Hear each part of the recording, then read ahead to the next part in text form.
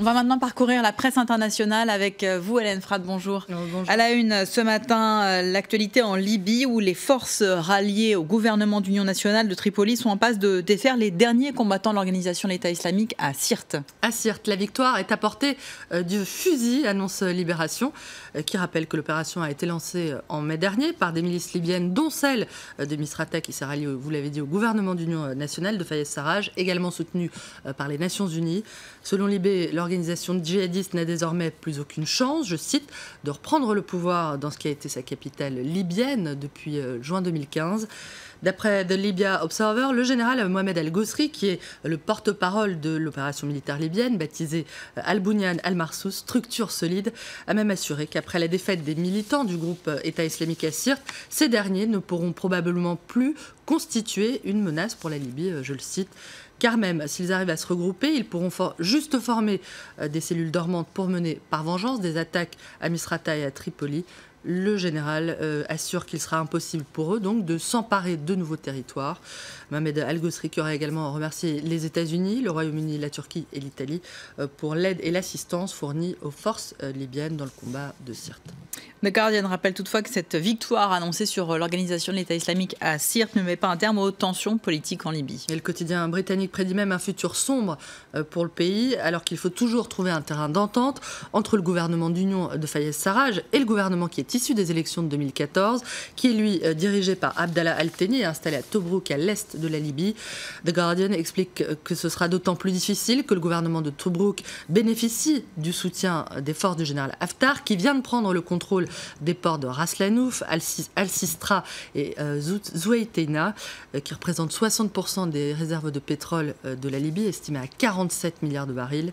Un trésor de guerre que l'ancien officier du général de Kadhafi va pouvoir mettre au service de ses alliés et qui échappe donc forcément au gouvernement reconnu par la communauté internationale.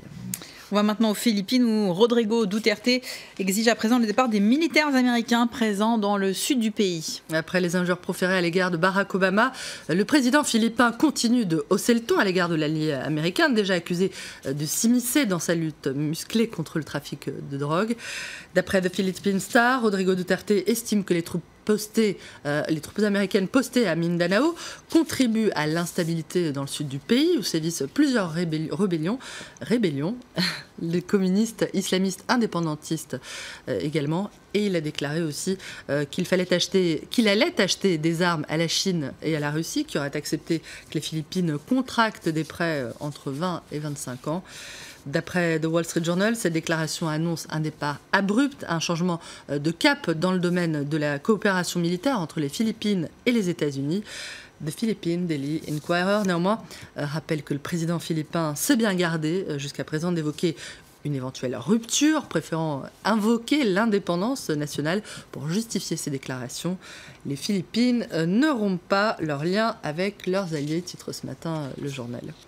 Aux États-Unis, justement, la campagne présidentielle se poursuit, sauf pour Hillary Clinton, qui est contrainte au repos forcé. La candidate démocrate affaiblie, vous l'avez dit, par une pneumonie, devra reprendre du service demain. On l'a évoqué hier, l'ex-secrétaire d'État ne peut guère se permettre de s'absenter trop longtemps. Son adversaire Donald Trump, semblant en passe ces derniers jours, de la rattraper dans les sondages. Et c'est à voir notamment avec ce dessin du China Daily, Clinton vs Trump, ou la fable du lièvre et de la tortue.